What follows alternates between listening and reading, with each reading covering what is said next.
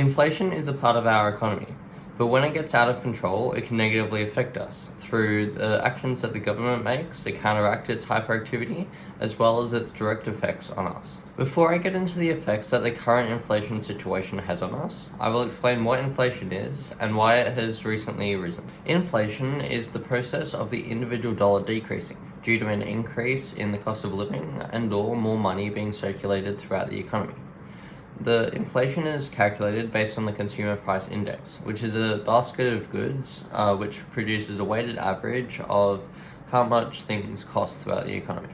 This basket includes things such as foods, education, furniture, housing, and more. What this ends up meaning is that due to everything costing more on average, you would be able to buy less and less with the same amount of money. As per the Reserve Bank of Australia, who has released a statement regarding what they believe the optimal range for the annual inflation rate should be, we can see that this optimal range is around 2 to 3%.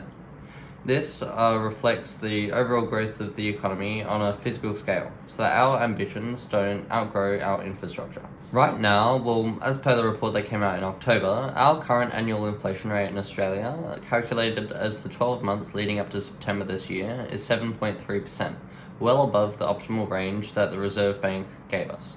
To counteract this, during each of their monthly meetings held on the first Tuesday of the month, the Reserve Bank has been increasing the cash rate, which allows each bank to individually go in and increase the interest rate on their loans, which initially affects these loans, but it will then also slowly transition over to savings, which means that you will get more money for the money that you already have in your savings.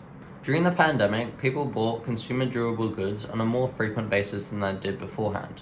These goods are big purchases that you would usually only buy on an infrequent basis, only when you really needed them. These big purchases included new home fitness systems, as people couldn't go to the gyms while in lockdowns, new home cinema systems, as you couldn't go to actual theatres, and everybody was buying computers, as suddenly everyone needed them to be able to work from home. This was the demand side of the problem. The supply part of the problem was that over the last couple decades, most manufacturing of goods has moved over to parts of Eastern Asia along with other developing countries. This in itself is not the problem. It's just that these countries had the perfect conditions for COVID to spread really quickly, which meant that they had very harsh lockdowns and it caused factories to virtually close overnight. What these problems caused when paired together is an environment where companies were encouraged to raise their prices in order to stay on top of the situation. Due to a higher demand, companies would still be able to make sales even if they raised their prices. And due to a lower supply, they were encouraged even more to raise these prices, as the scarcity meant that they had to try and stop the bottlenecks effect. An additional aspect is the recent invasion of Ukraine, which caused trading with Russia to be halted. This increased the value of oil and petrol, among other things, due to a reduced supply. Contrastingly, the supply of subscriptions to my channel is infinite, making it completely free to subscribe. Now, onto the effects that this would have. The first effect that this rising inflation would have on most people is a visual increase in the cost of general items. This is due to an overall increase in demand, which was also a factor increasing the inflation rate in the first place. Shop owners as well as manufacturers would be incentivized to raise their prices, as they would see that people would be buying the products either way. They may also choose to increase these prices due to a lack of supply or an increase of expenses on their end. This would then reduce the amount of disposable income that people would have, as more of their income is going towards these higher cost of living expenses. The sad thing to think about is that the people that would be most affected by an overall increase in the cost of living would be those who already don't have that much of a disposable income, which means that they would have to prioritize food and other things and put aside those other things that they really need in their life. That might be non-essential healthcare and other entertainment-based costs. As I have said, the interest rate rises as the RBA tries to combat the rising inflation. What I didn't mention is that it still affects you even when you're just thinking about getting a loan. This is because the banks are much harsher with their requirements, as they have to make sure that you would be able to pay these higher payments. This would mean that when you're thinking about maybe trying to get a loan out to buy your own house, you would have to keep saving for longer, because you would have to have a higher deposit to get you going. And this would also make you more conscious of how much you're spending, as you would probably still want to buy your own house in the foreseeable future.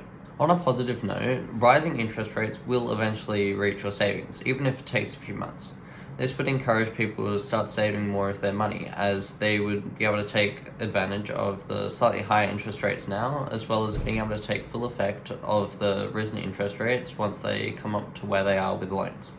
What this also means is that if you are trying to save up to get a loan, you'll be able to do this faster, and once the rates come back down, you may end up with some leftover cash, as you won't need as high of a deposit to get the loan out.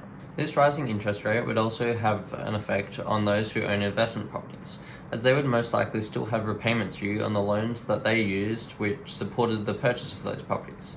And due to higher costs for them in the form of higher repayments, they would have to increase the rent to be able to make up for this. It would also be harder for investors to purchase more properties, as they too would have problems taking out more loans.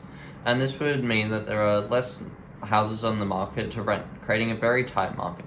A tight market is a market where there is a low vacancy rate, which is basically just a fancy way of saying that there is a short supply of houses available to rent that are empty.